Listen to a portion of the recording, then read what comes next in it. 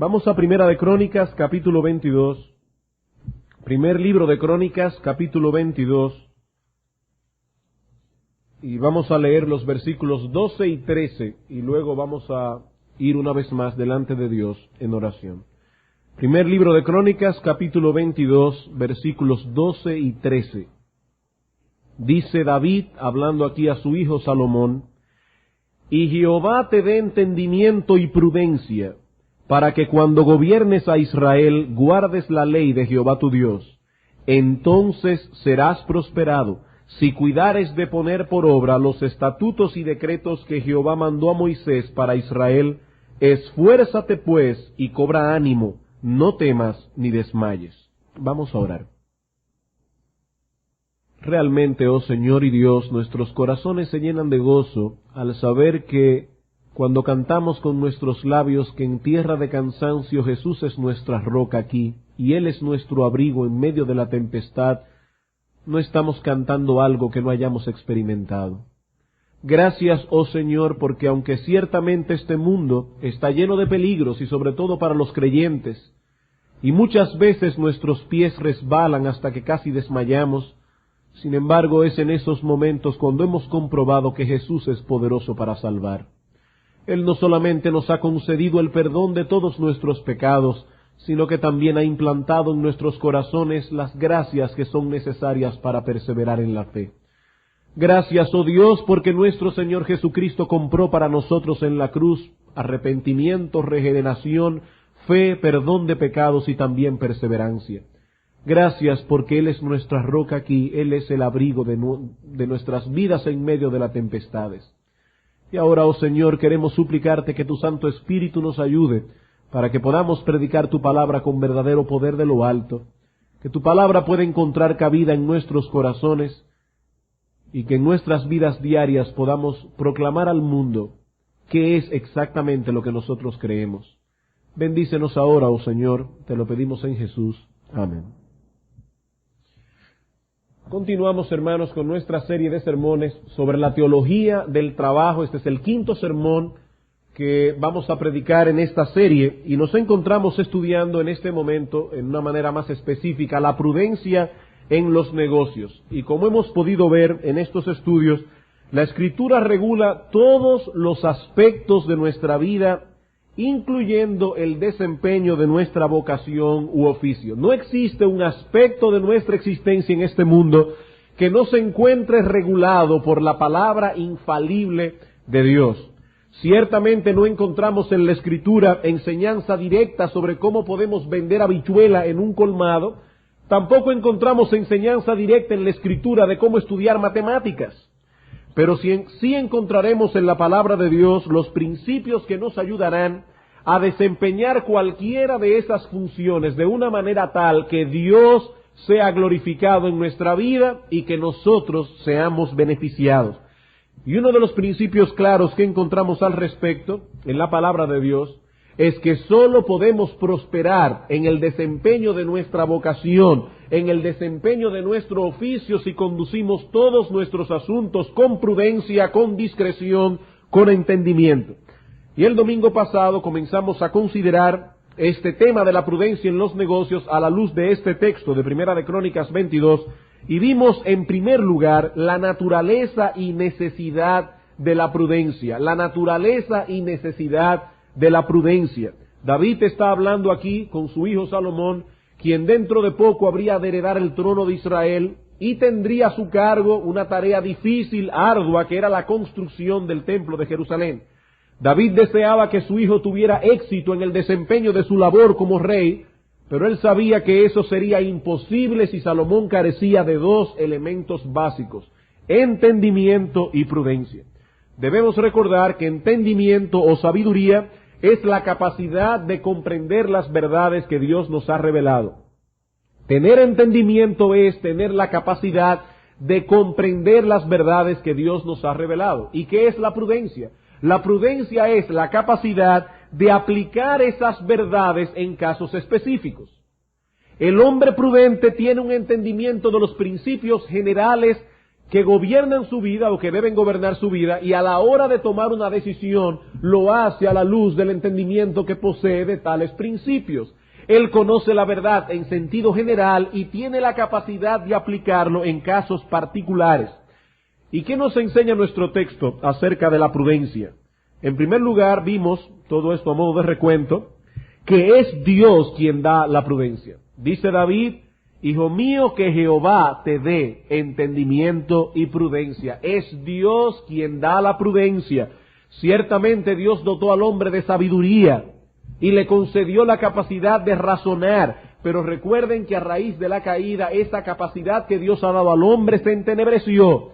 Así que el conocimiento que tenemos ahora de las cosas no es el que deberíamos tener, y por lo tanto, hermanos, nuestro entendimiento no es confiable. Nuestro entendimiento por sí solo no es confiable. Por ello, el primer paso para adquirir prudencia es comprender el hecho de que nuestra propia prudencia no es una buena consejera. Hermanos, la Escritura dice: fíate de Jehová de todo tu corazón y no te apoyes en tu propia prudencia. No seas sabio en tu propia opinión. ¿Quién es un hombre sabio? Un hombre sabio es aquel que entiende que el pecado ha entenebrecido su capacidad de razonar, que él no entiende las cosas como debe entenderlas, y por lo tanto su entendimiento por sí solo no es un buen consejero. Por eso dice la Escritura en Proverbios capítulo 28, que el que confía en su propio corazón es un necio. El que confía en su propio entendimiento, en su propia prudencia, está manifestando con ello necedad.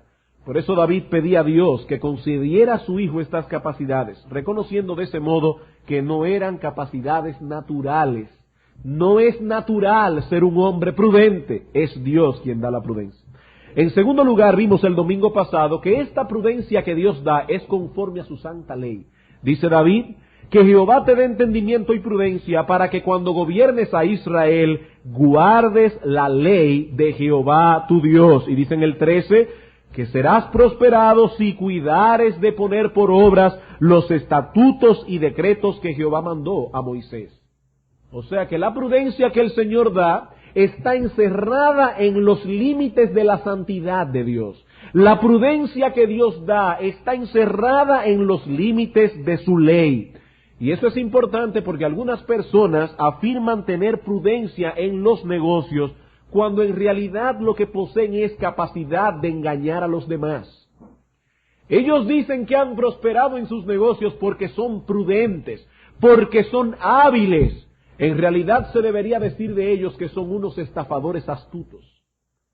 Hermanos, ¿para qué debemos trabajar? Debemos siempre recordar eso. Es Dios quien creó el trabajo. Y Dios creó el trabajo con 3 propósitos específicos. Primero, para que nosotros glorifiquemos a Dios con nuestra labor. Segundo, para que beneficiemos a nuestra generación. Y tercero, para que nos beneficiemos a nosotros mismos. Pero no podemos beneficiarnos a nosotros mismos legítimamente si al mismo tiempo no estamos glorificando a Dios con ello y si al mismo tiempo no estamos beneficiando a nuestra generación. Y de todo comerciante se debería decir lo mismo que se dice de David, o si es cristiano debería aspirar a ello, en Hechos capítulo 13, versículo 36.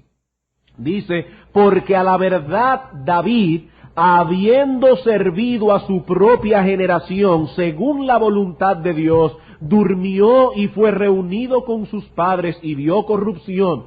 Dice aquí el autor de Hechos que David el rey durante el tiempo que estuvo vivo sirvió a su propia generación.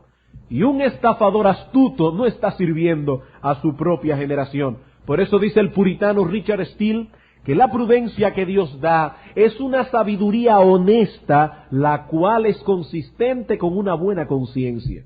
La sabiduría que Dios da es sabiduría, pero es honesta y es consistente con una buena conciencia. Un hombre de negocios prudente sabe cuándo comprar, sabe cuándo vender. Él sabe cuándo y dónde poner sus negocios, él sabe cómo emplear su dinero, él sabe cómo invertirlo, pero todo eso en el marco de una buena conciencia delante de Dios. Y en tercer lugar, vimos el domingo pasado que esta prudencia que el Señor da es necesaria para la prosperidad. Dice el rey David en el versículo 13, entonces serás prosperado. Significa esto que con el simple hecho de yo ser discreto y de ser prudente en los negocios, ya eso me garantiza que yo voy a ser millonario en poco tiempo. No, eso no es lo que significa. Hay personas prudentes y diligentes que son pobres. Eso no es lo que significa. La prudencia no garantiza el éxito en los negocios por cuanto existen circunstancias que están únicamente en las manos de Dios.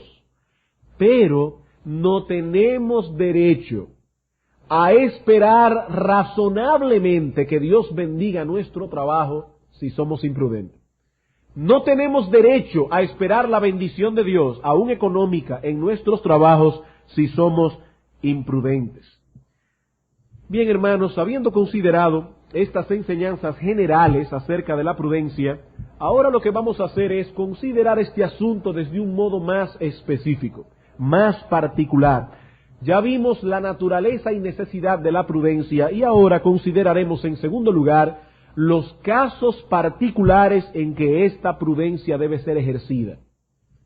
Los casos particulares en que esta prudencia debe ser ejercida. Son muchos los aspectos que deben ser manejados con prudencia a la hora de ejercer una vocación u oficio. Y dice la Escritura en el Salmo 112, versículo 5, acerca del hombre de bien, que este hombre gobierna sus asuntos con juicio.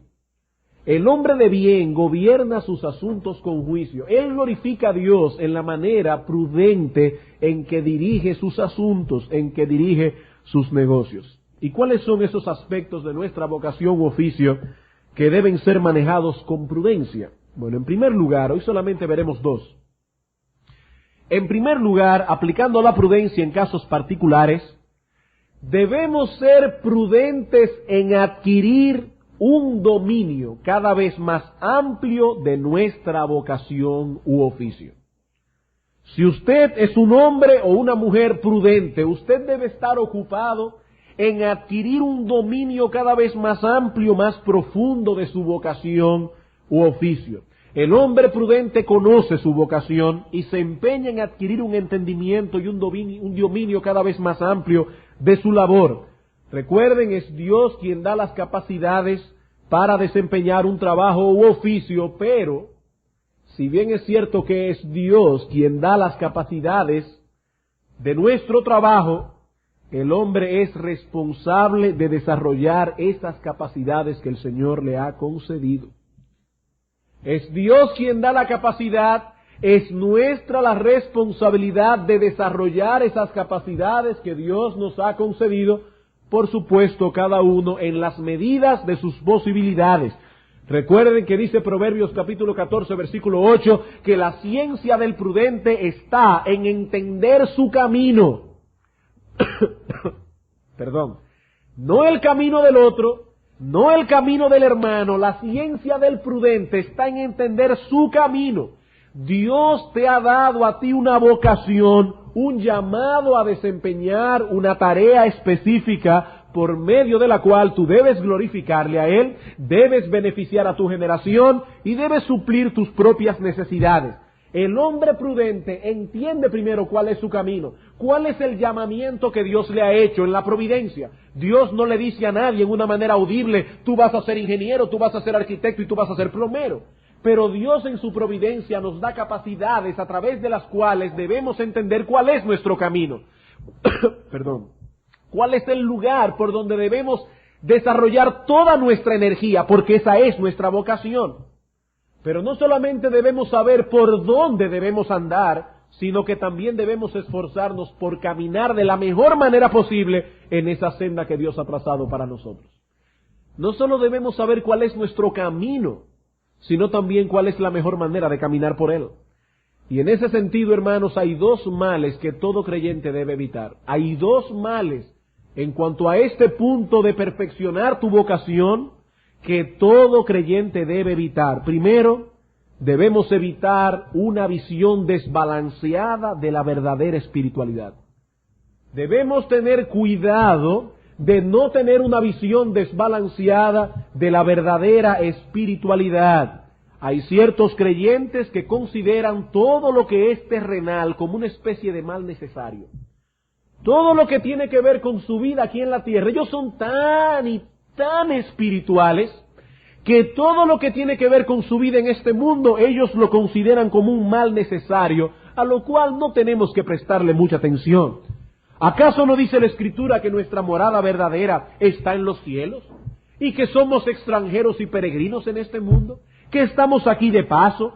¿Por qué afanarnos tanto por desarrollar y perfeccionar las habilidades que tenemos para vivir en este mundo? En el cielo ya no seremos plomeros, en el cielo ya no seremos arquitectos, en el cielo ya no seremos analistas de sistemas. Digo esto porque un hermano me llamó la atención, me dijo, nunca mencionas a la gente que trabaja en computadora. Bueno, pues analista de sistemas. Sí, ciertamente en el cielo no vamos a trabajar con nada de eso. Entonces, ¿para qué afanarnos tanto con esas cosas? Hermanos, porque debemos ser responsables en cultivar al máximo de nuestras posibilidades las capacidades que Dios nos ha dado. Porque es de ese modo que funcionaremos adecuadamente en esta vida, en el lugar donde Dios nos ha colocado. Si todavía no estamos en el cielo es porque Dios quiere que estemos aquí. Y mientras estemos aquí tenemos que funcionar como seres humanos. Y para funcionar como seres humanos tenemos que desarrollar y perfeccionar las capacidades que Dios nos ha concedido. Recuerden que dice la Escritura, el Señor Jesucristo específicamente en Mateo 22, el texto que estamos estudiando por las noches, que debemos amar al Señor nuestro Dios, no solo con todo nuestro corazón, no solo con toda nuestra alma, sino también con toda nuestra mente. Tenemos que amar al Señor nuestro Dios con toda nuestra mente. La mente es un don que el Señor ha dado al hombre.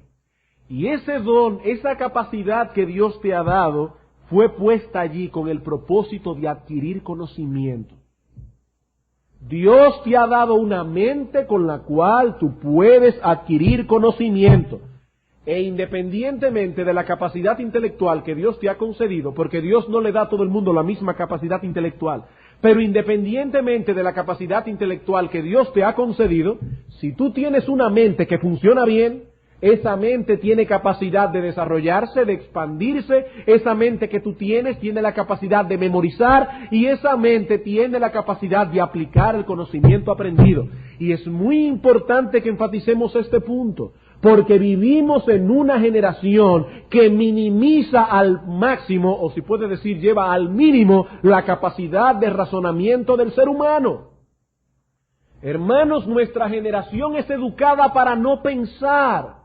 Desde pequeños sentamos a un niño frente a un televisor que no solamente está llenando su mente de basura, sino que al mismo tiempo está reduciendo al mínimo su capacidad de razonamiento. Un niño que se pase mucho tiempo en la televisión va a ser un tarado mental cuando llegue a ser adulto. Y los padres deben ser responsables en eso. La televisión ayuda a no pensar y al mismo tiempo no se enfatiza la importancia de la lectura. Un cristiano no puede darse el lujo de decir a mí no me gusta leer porque eso es un pecado. El creyente tiene que comprender que Dios le ha dado su mente con el propósito de amar a Dios con toda su mente, con todo su intelecto. Su intelecto debe ser desarrollado, debe ser expandido. Y el creyente que no se está ocupando de expandir su intelecto está pecando contra Dios. Porque dice la Escritura, amarás al Señor tu Dios con toda tu mente. ¿Significa eso que yo debo llegar a entender la teoría de la relatividad de Albert Einstein? No, yo ni siquiera me sé la fórmula. Dios a cada cual le da la capacidad que Él quiera darle, pero yo debo llevar mi propia capacidad al máximo de lo que mi intelecto pueda dar, y eso incluyendo mi trabajo, incluyendo mi vocación. Es mi responsabilidad, no de Dios. Dios me ha dado la capacidad. Es mi responsabilidad desarrollarla. Veamos el ejemplo de Timoteo. Dios llamó a Timoteo para predicar la palabra de Dios. Esa era su vocación. Y por cuanto Dios le había dado esa vocación, Timoteo tenía el don de predicar la palabra. La capacidad de predicar y enseñar la palabra es un don de Dios. pero Timoteo tenía la responsabilidad de ejercer ese don y de desarrollarlo. Primera Timoteo capítulo 4. Primera Timoteo 4, 14.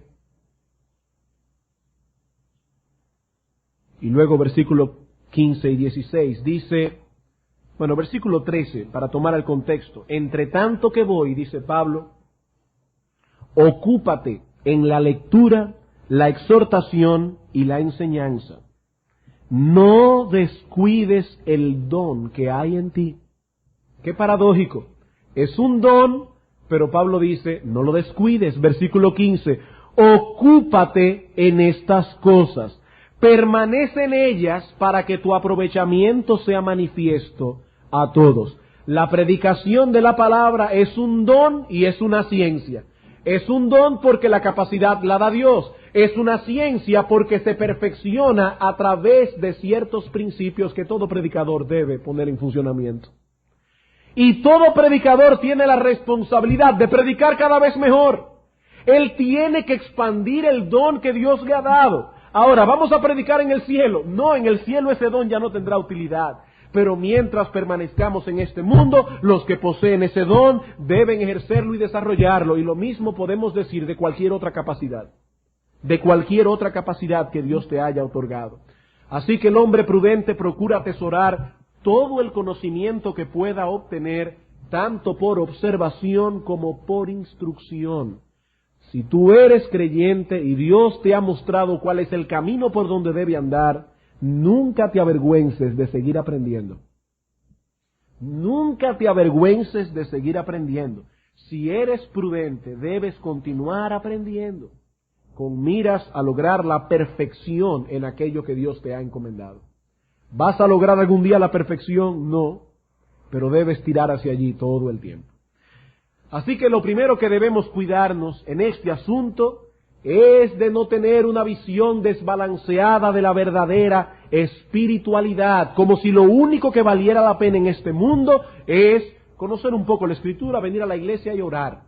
Eso es una visión desbalanceada. Pero por el otro lado, también debemos tener cuidado con tener una visión desbalanceada de nuestras prioridades. No solo debemos tener cuidado con tener una visión desbalanceada de la verdadera espiritualidad, sino que por el otro lado tenemos que tener cuidado con una visión desbalanceada de nuestras prioridades. Hemos dicho que el hombre prudente procura ejercer y desarrollar al máximo las capacidades que Dios le ha dado, pero cada uno de acuerdo con sus posibilidades. Cada uno de acuerdo con sus posibilidades. Así como algunos se van al extremo de considerar relevante únicamente aquello que tiene que ver con nuestra vida futura, hay otros que se van al otro extremo de vivir como si no existiera una vida futura. Algunos solo ven lo que tiene que ver con el cielo y los otros trabajan y viven como si el cielo no existiera. Hermanos, nosotros tenemos prioridades en nuestras vidas. Debemos ocuparnos de nuestros trabajos y de desarrollar las capacidades que Dios nos ha otorgado, pero nunca a costa de nuestra vida espiritual, de nuestra familia y de nuestra salud. Nunca. Si usted tiene un trabajo absorbente, una esposa y 2 o 3 hijos que atender, a quienes dedicarle atención, usted debe ser realista a la hora de dividir su tiempo. Usted tiene que ser realista. Hay personas que se dedican a sus trabajos como si no hubiera un alma que cuidar y una familia que atender. Su vocación es el todo de ellos. Solo piensan en eso, solo estudian eso, solo hacen eso. Y cuando hablan, solo hablan de eso. Considera, hermano, cuáles son tus posibilidades. ¿Cómo está tu tiempo? ¿Cuántas horas tú puedes dedicarle a cada cosa? Porque si te estás sobrecargando innecesariamente de trabajo, en poco tiempo descuidarás tu alma y descuidarás a tu familia, y ambas cosas son consideradas en la Escritura como altamente pecaminosas. Dice el apóstol Pedro a los maridos: y vosotros maridos vivid sabiamente con ellas, para que vuestras oraciones no tengan estorbo. Si un hombre no es sabio en el tiempo que le dedica a su mujer, sus oraciones tendrán estorbo delante de Dios y su vida espiritual comenzará a languidecer.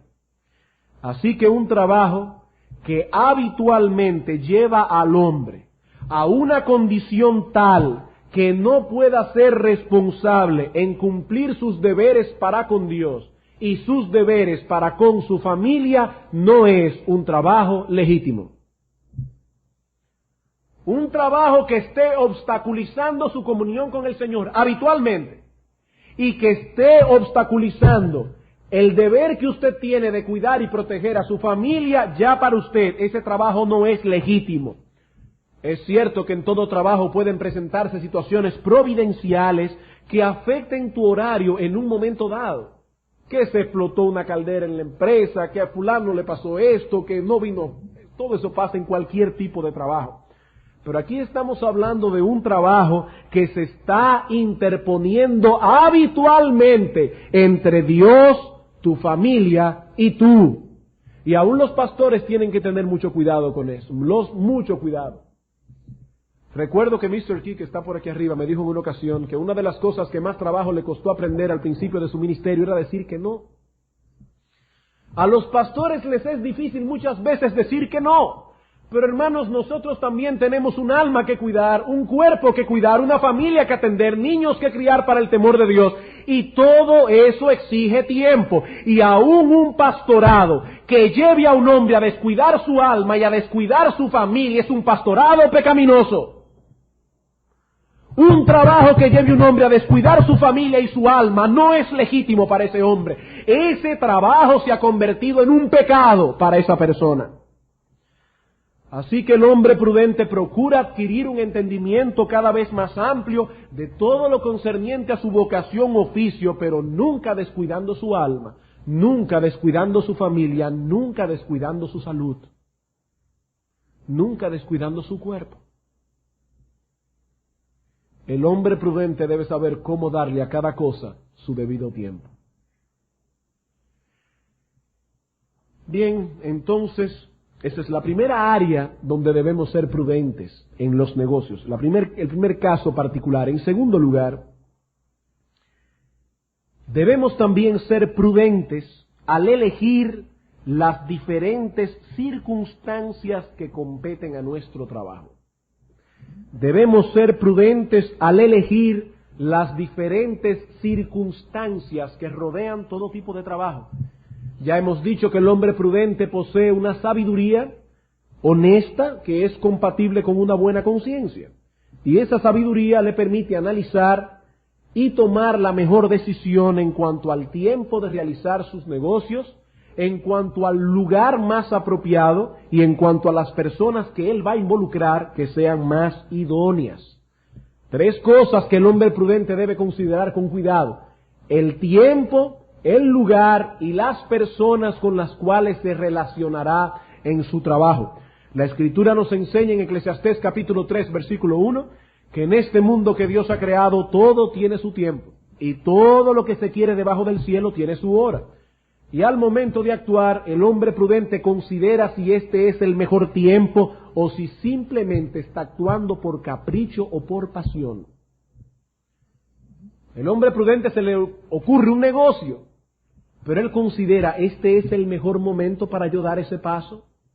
Él no actúa simplemente porque quiere hacerlo, porque está muy entusiasmado, porque está apasionado con el asunto, porque solo piensa en eso. No, él considera con prudencia, ¿este es el tiempo más apropiado?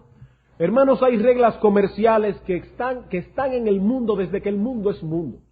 Que un hombre compre un artículo más barato y después lo venda cuando el artículo está más caro, eso es prudencia. Eso no es carnalidad, ese hombre está pensando.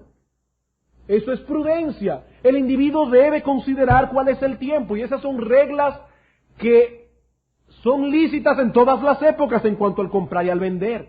Es cierto que el futuro es incierto para nosotros y que existen situaciones que escapan por completo a nuestro control. Y es importante que el creyente recuerde eso para que no caiga en soberbia y en orgullo, en presunción. Dice Santiago, capítulo 4, versículo 13, vamos ahora los que decís, hoy y mañana iremos a tal ciudad, y estaremos allá 1 año, y traficaremos y ganaremos, cuando no sabéis lo que será mañana. Porque ¿qué es vuestra vida? Ciertamente es neblina que se aparece por un poco de tiempo y luego se desvanece, en lugar de lo cual deberíais decir, si el Señor quiere, viviremos y haremos esto o aquello. Pero ahora os jactáis en cuanto a vuestra soberbia, en vuestra soberbia.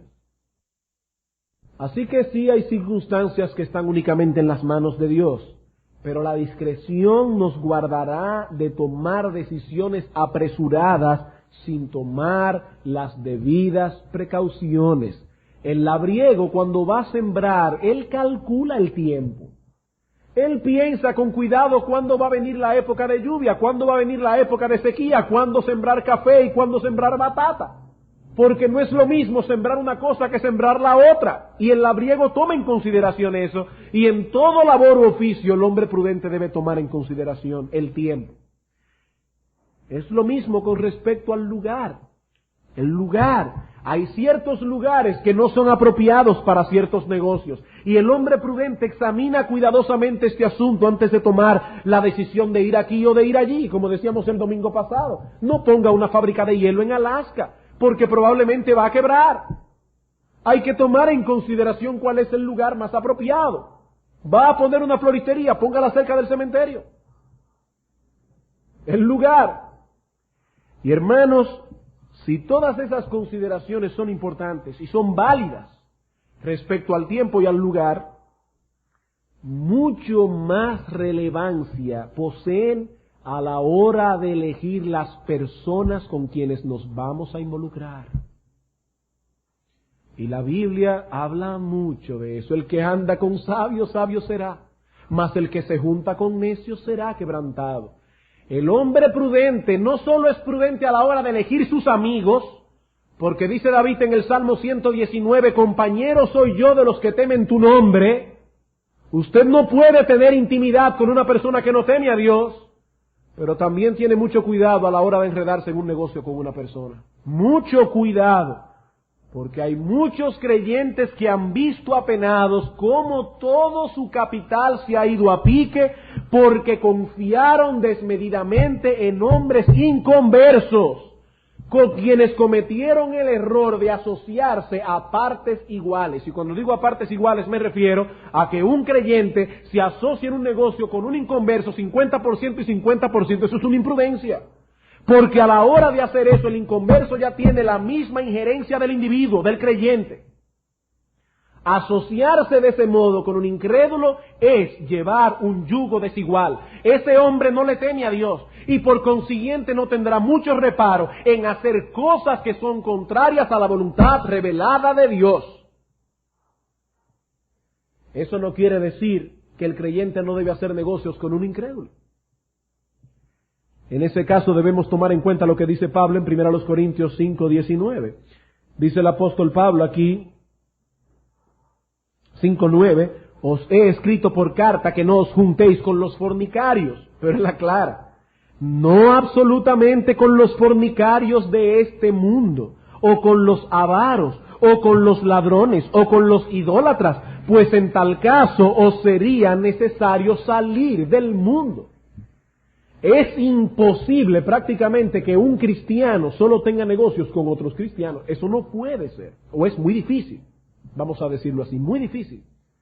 Pero el principio que debemos tomar en cuenta aquí es el que podemos derivar de 2 Corintios capítulo 6, versículo 14. Y antes de leer, aclaro que en este texto el apóstol Pablo ni está hablando de los negocios, ni está hablando del matrimonio, de ninguna de las dos cosas. Pero también debo aclarar que el principio que se extrae del texto se aplica tanto al matrimonio como a los negocios. Y en cuanto al matrimonio, hay otros textos bíblicos que avalan lo que dice Pablo aquí con respecto a otro asunto. Dice él, no os unáis en yugo desigual con los incrédulos. No os unáis en yugo desigual con los incrédulos. Porque ¿qué compañerismo tiene la justicia con la injusticia? ¿Y qué comunión la luz con las tinieblas? ¿De qué está hablando Pablo aquí? Pablo ha venido hablando de los falsos maestros que se estaban involucrando en la iglesia de Corinto. Algunos hermanos de la iglesia estaban intimando con esos falsos apóstoles, y esos falsos apóstoles estaban llevando a los hermanos de la iglesia a pensar mal de los apóstoles de Dios, de los apóstoles verdaderos. Ahora Pablo dice, hermanos, no os unáis en ese yugo desigual con los incrédulos. No intimen de ese modo con ellos. Y eso se aplica perfectamente a todas las cosas. A los negocios, se aplica también al matrimonio. La figura que Pablo está usando aquí es la de dos animales que están unidos entre sí por un yugo. Ustedes han visto en los campos, por ejemplo, ponen a dos bueyes a arar y lo unen con un yugo de madera que por donde un buey camina, obligatoriamente tiene que caminar el otro. Por donde uno va, el otro tiene obligatoriamente que ir también. Un creyente no debe asociarse de tal modo con un incrédulo que luego tenga obligatoriamente que ir por donde el incrédulo diga. Si usted se asocia a partes iguales con un incrédulo, los dos tienen la misma capacidad de decisión. Y usted se ha puesto un yugo. Y cuando ese individuo quiere evadir los impuestos y pagar menos dinero en la aduana y devaluar la mercancía o subvaluar la mercancía, usted va a tener problemas con su conciencia.